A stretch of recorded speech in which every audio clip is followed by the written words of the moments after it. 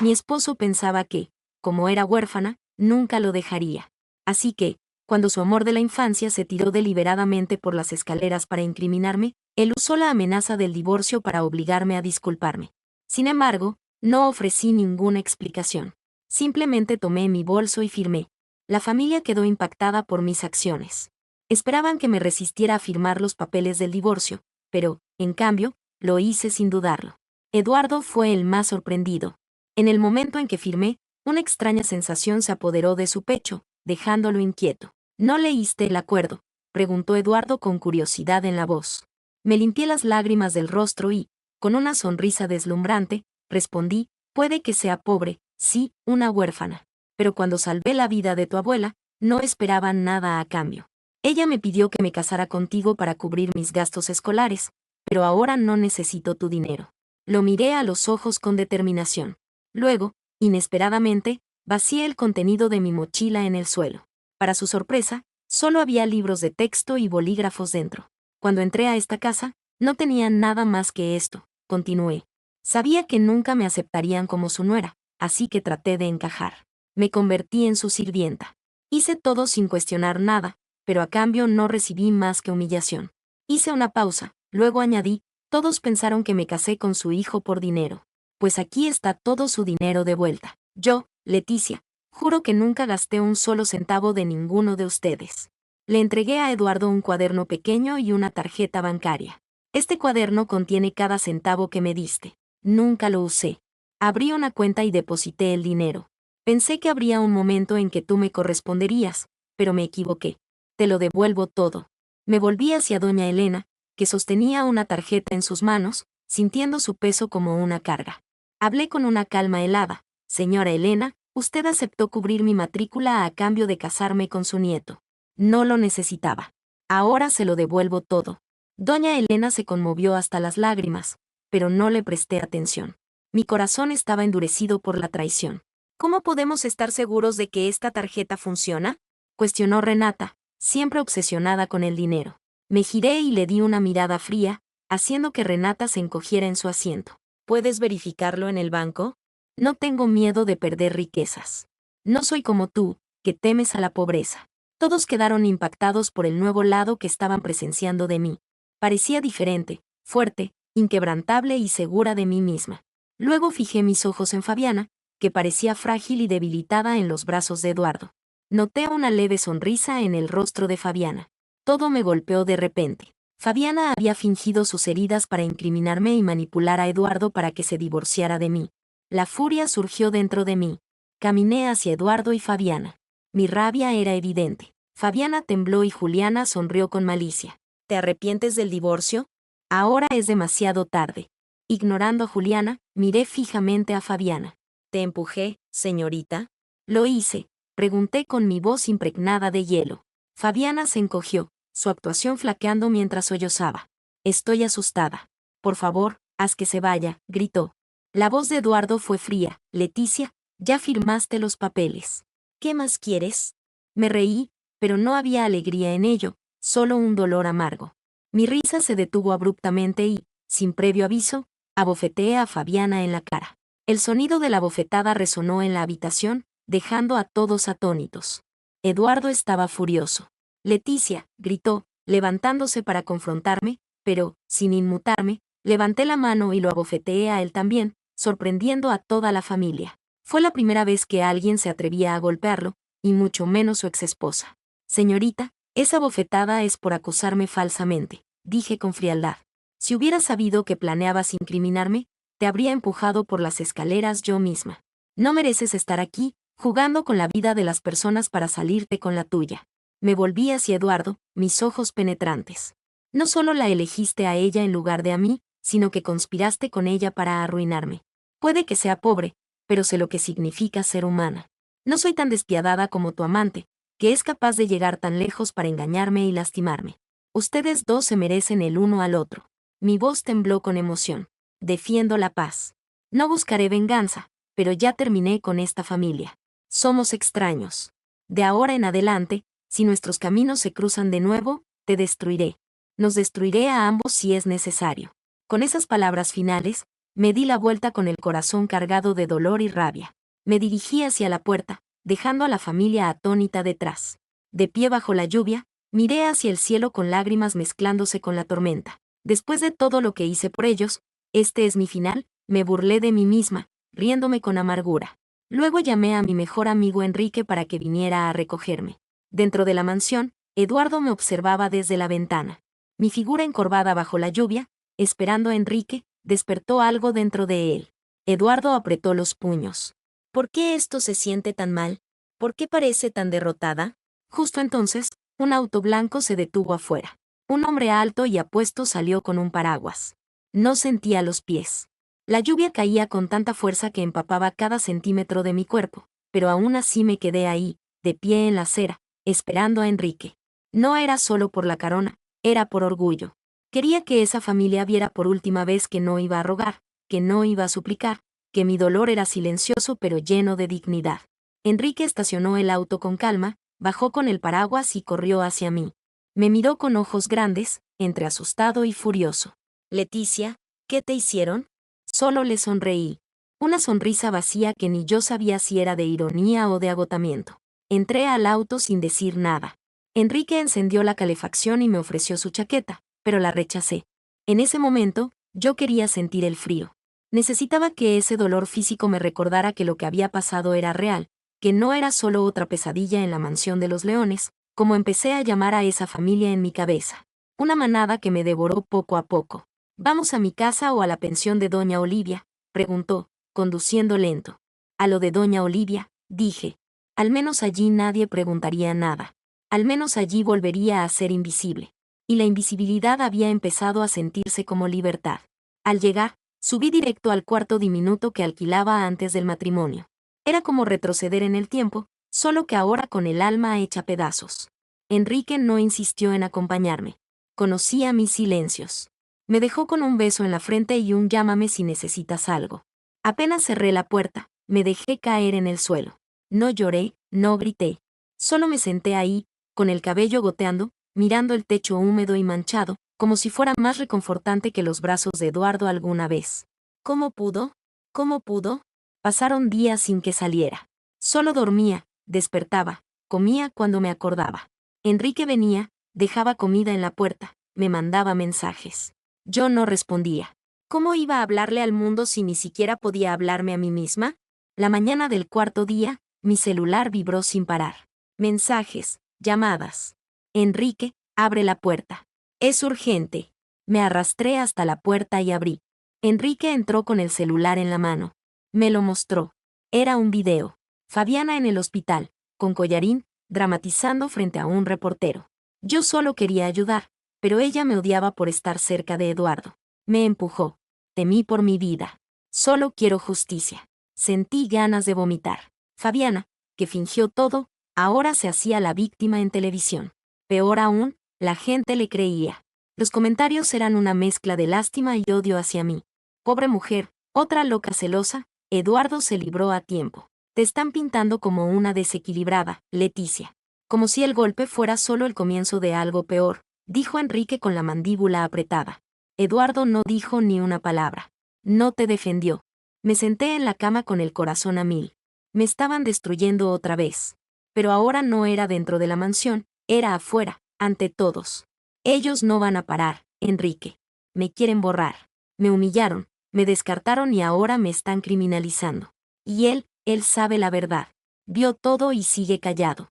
Enrique no respondió, solo me miró, esperando que dijera algo más, pero yo no sabía qué decir aún. Al día siguiente, me levanté temprano y volví a la universidad. Me recibieron con cautela. Sabían que la familia de Eduardo había pagado mi matrícula, pero nadie sabía bien por qué. Reanudé mis estudios con el dinero que había guardado, el mismo dinero que rechacé devolverme a mí misma porque sabía que un día lo iba a necesitar. Los estudiantes murmuraban a mi paso. Me observaban con curiosidad, otros con lástima. Yo caminaba con la cabeza en alto, aunque por dentro me sintiera hecha cenizas.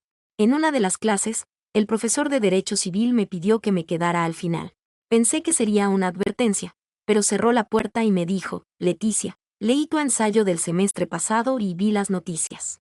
Sé que estás siendo atacada injustamente. Si quieres, puedo ayudarte. Conozco a un abogado muy bueno. Y ahí lo supe. Tal vez había perdido una guerra, pero no estaba acabada. Todavía quedaban batallas, y ahora tenía aliados. Esa noche, sentada en la pensión, le conté todo a Enrique. Él me escuchó con atención. Luego me miró fijo y preguntó, ¿quieres justicia o quieres venganza? Y yo respondí sin titubear, las dos. Sin decir una palabra más, él sonrió de lado y puso una carpeta sobre la mesa. Entonces, empecemos. Planear una venganza no es como en las películas. No es una explosión de rabia con música épica de fondo y frases impactantes. Es silencio. Es el momento en que tu dolor se convierte en cálculo. Es cuando dejas de llorar y empiezas a observar cada detalle, cada gesto, cada punto débil. Es cuando tu corazón roto se transforma en estrategia.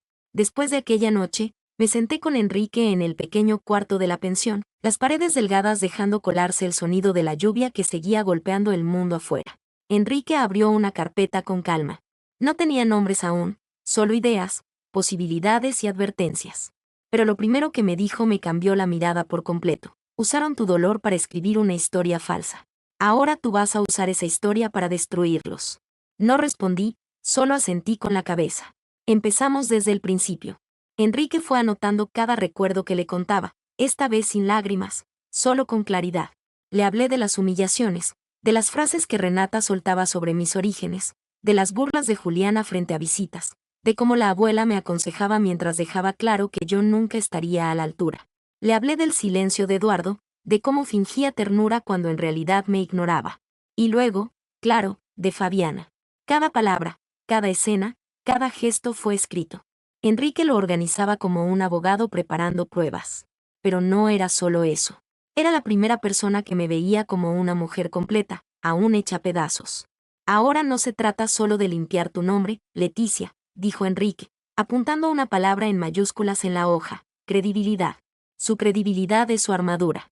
Tu destrucción se construyó con esa imagen que tienen. Si la agrietamos, todo se viene abajo. Durante los días siguientes, Enrique me llevó a una pequeña firma legal. Allí conocimos a Marcos, un abogado serio, con pocas palabras, pero con los ojos bien abiertos.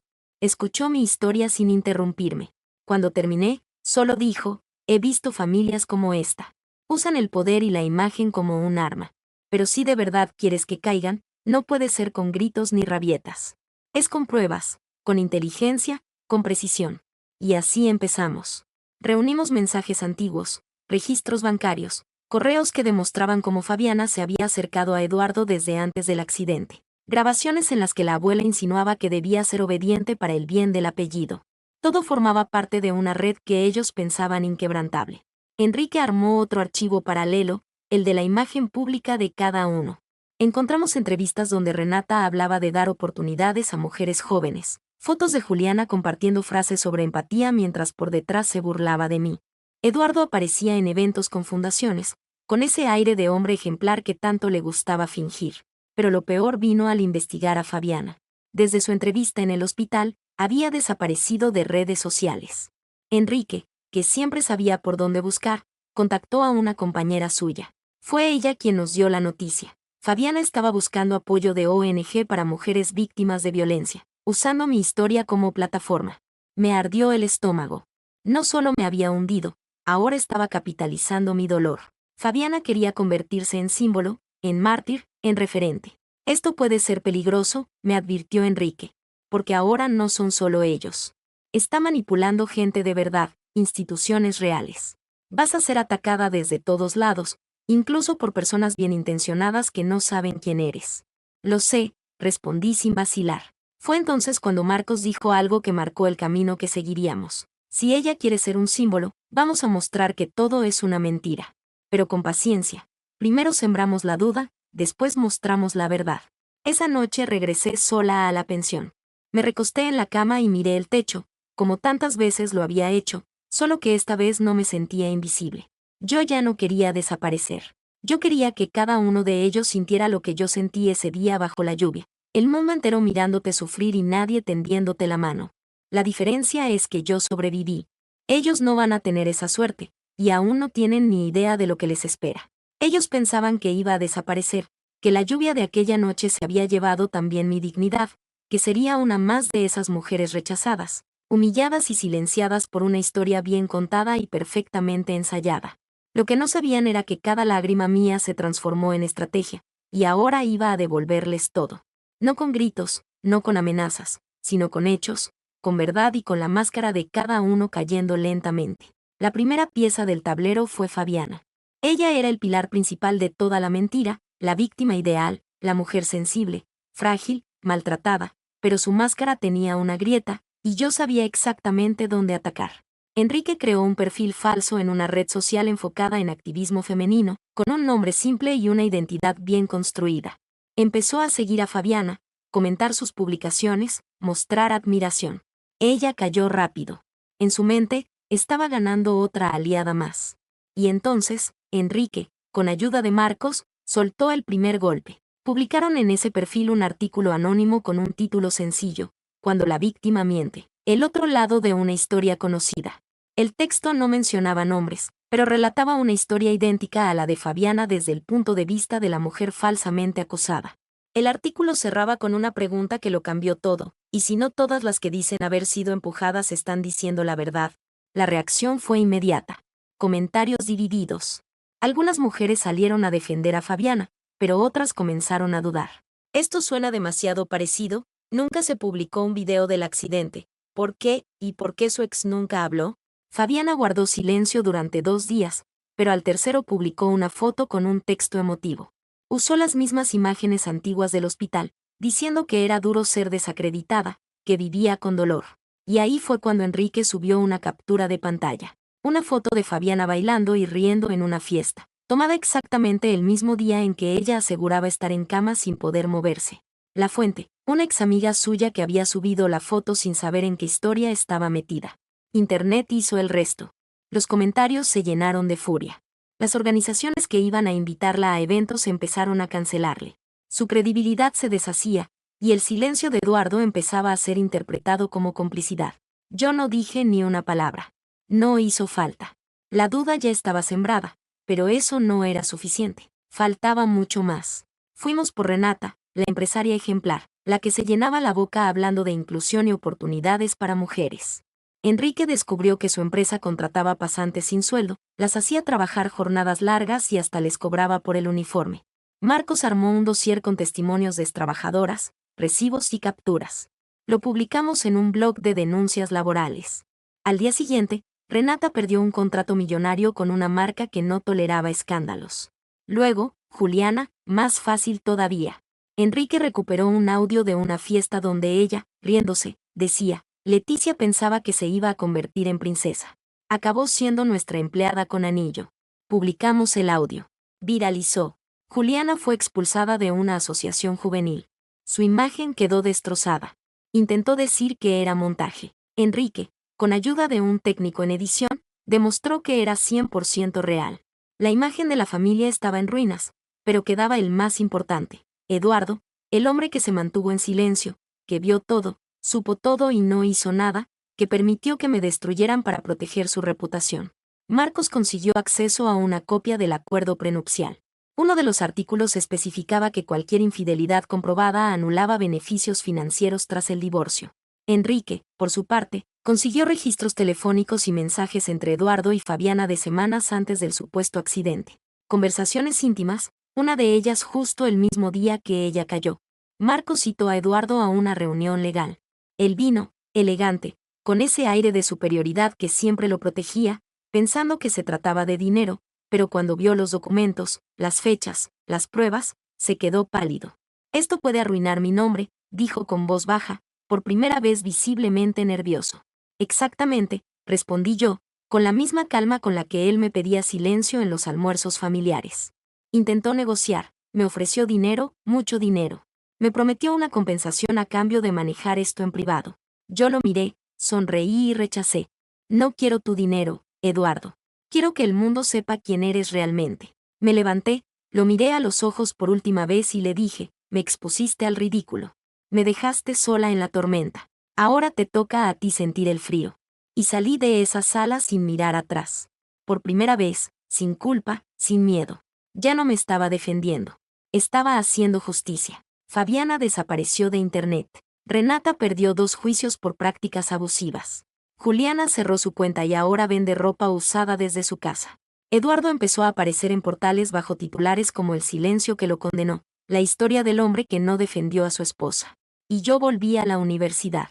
Conseguí una pasantía en un estudio jurídico que vio en mí no escándalo, sino coraje. Enrique siguió a mi lado, y cada vez que la rabia quiere volver, recuerdo una cosa. Ellos pensaron que iba a rogar, pero los que suplican ahora no soy yo.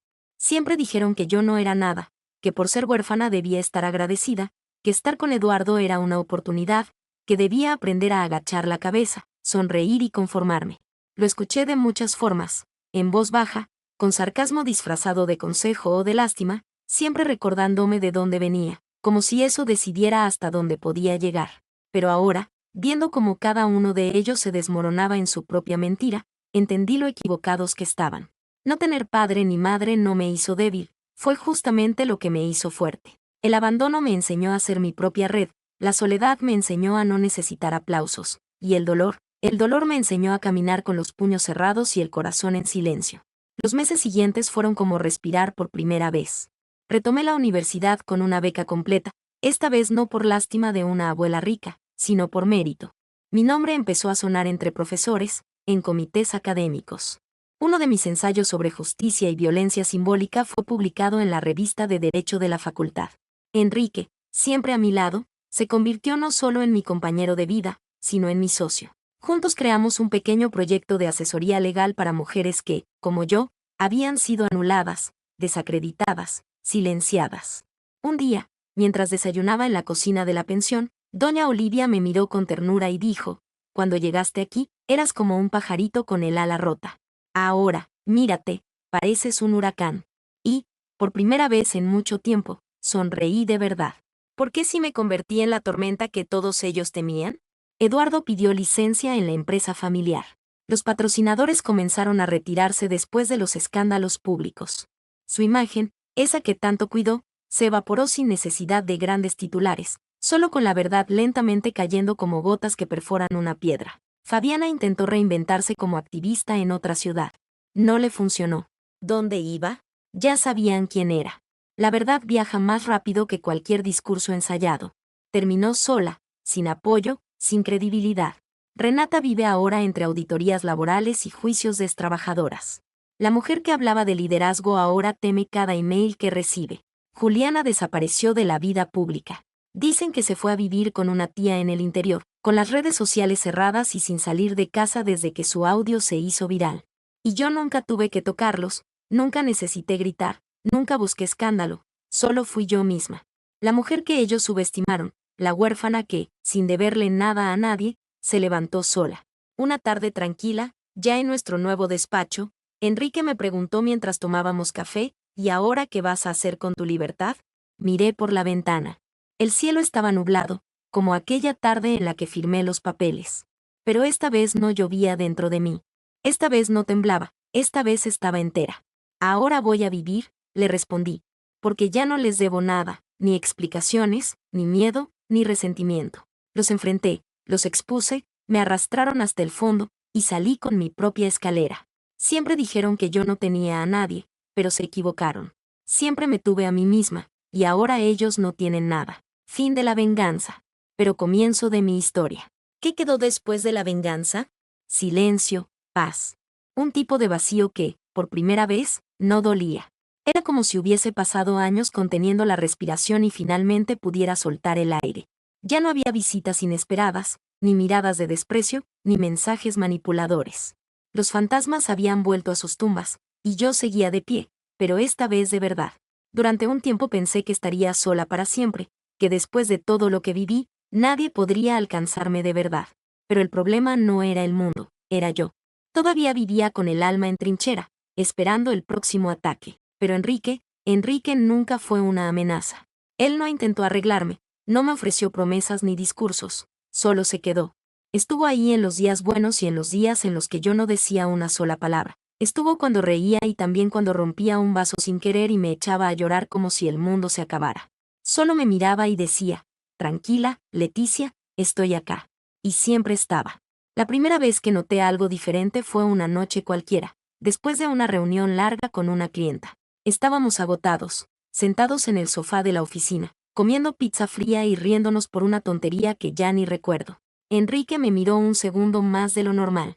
Lo sentí, pero, en vez de apartarme, lo miré de vuelta. No había tensión, no había miedo, solo calma. Enrique era hogar, pero también era nuevo. Era todo lo que nunca tuve, seguridad sin encierro, compañía sin presión, cariño sin lástima. Nada cambió de un día para otro. No hubo un fueron felices para siempre inmediato. Pero, con el tiempo, sin darnos cuenta, empezamos a compartir más que la oficina.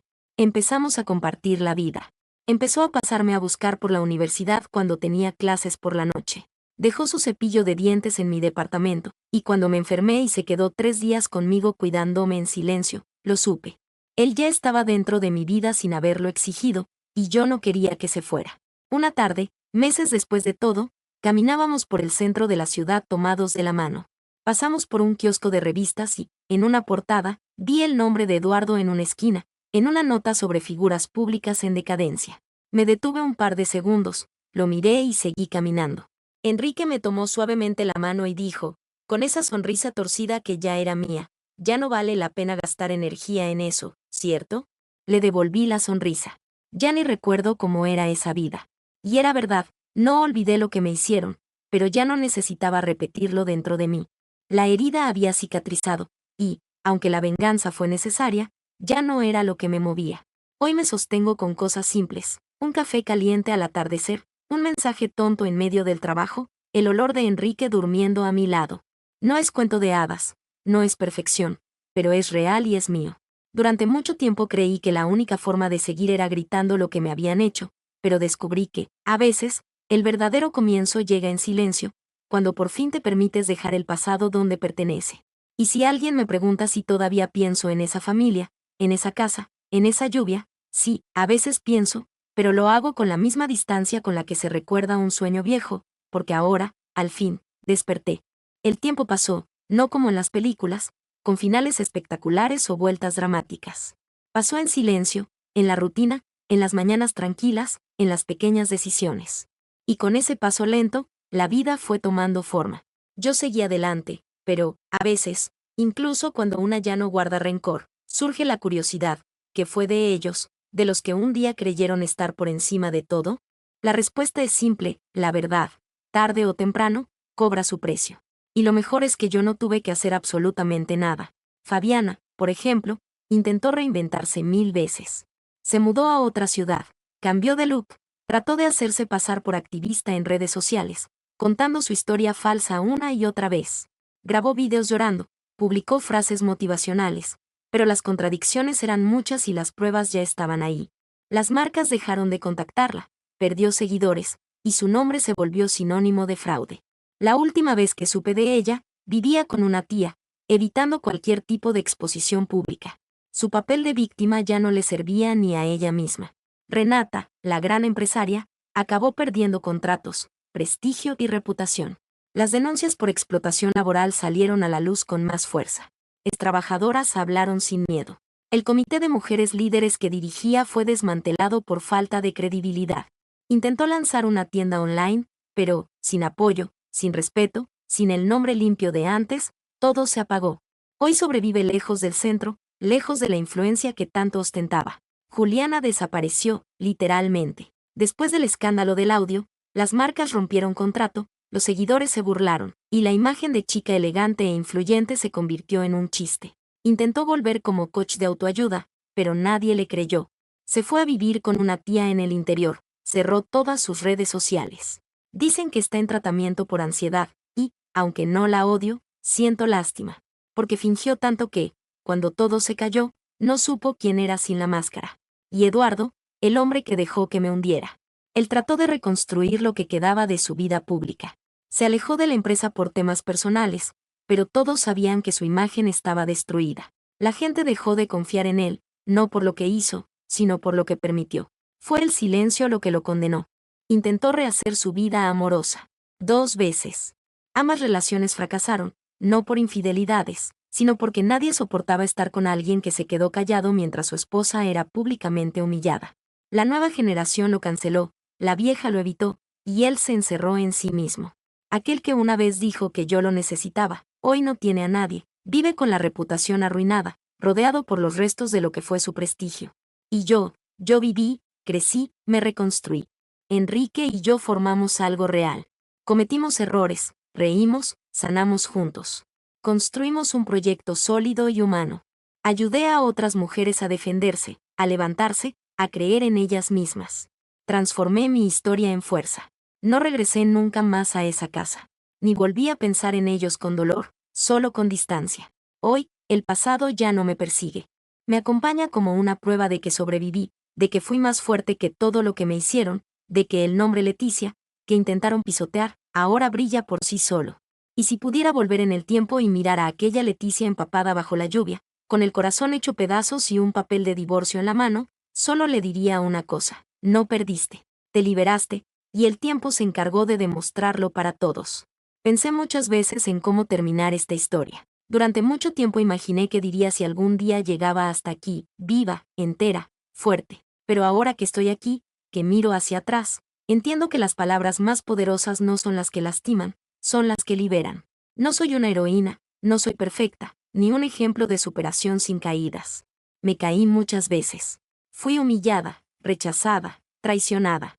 Me pisotearon personas a las que alguna vez respeté, y cuando pensé que no podía caer más bajo, caí un poco más, pero sobreviví. Y no porque alguien vino a salvarme, sino porque decidí no morir por dentro. Me usaron, me manipularon, me descartaron por una familia que se creía demasiado importante como para valorar a alguien como yo, pero, al final, fueron ellos los que se destruyeron solos. ¿Y sabes qué fue lo que más dolió? No fue la traición, ni las mentiras, ni siquiera la soledad. Lo que más dolió fue haberme anulado a mí misma, haberme callado o encogido intentando agradar, pensando que si era lo suficientemente buena, alguien, algún día, me escogería. Pero no se gana haciéndose pequeña para encajar en la vida de otros. Una gana cuando aprende a respetarse a sí misma, incluso cuando nadie más lo hace. Si hay algo que esta historia me enseñó es que no toda herida merece venganza, pero toda herida necesita una lección. No me hice fuerte por devolver los golpes. Me hice fuerte cuando entendí que mi valor no dependía de nadie. Hoy no necesito que nadie me valide, porque yo, finalmente, me valido a mí misma. Y si tú, que estás leyendo esto, alguna vez te sentiste ignorada, invisible, rechazada, escucha con atención. Tú no eres lo que te hicieron. Eres lo que decides hacer con lo que te hicieron. Mis cicatrices no son vergonzosas. Son pruebas de que estuve en el infierno y salí caminando. Hoy no necesito que Eduardo me pida perdón. No necesito que Juliana me reconozca. No espero que Renata acepte su culpa, porque la única persona que necesitaba verme con claridad era yo. Y ahora, por fin, me veo, con cada herida, con cada error, pero, sobre todo, con la valentía de haber empezado de nuevo. Esta historia termina aquí, pero mi vida no. Ahora sigue con amor, con libertad, con verdad, y con la promesa firme de que nunca más voy a callarme. No olvides comentar, ¿qué harías tú en una situación similar? Deja tu like y suscríbete. Nos vemos en más historias de Mundo Reddit.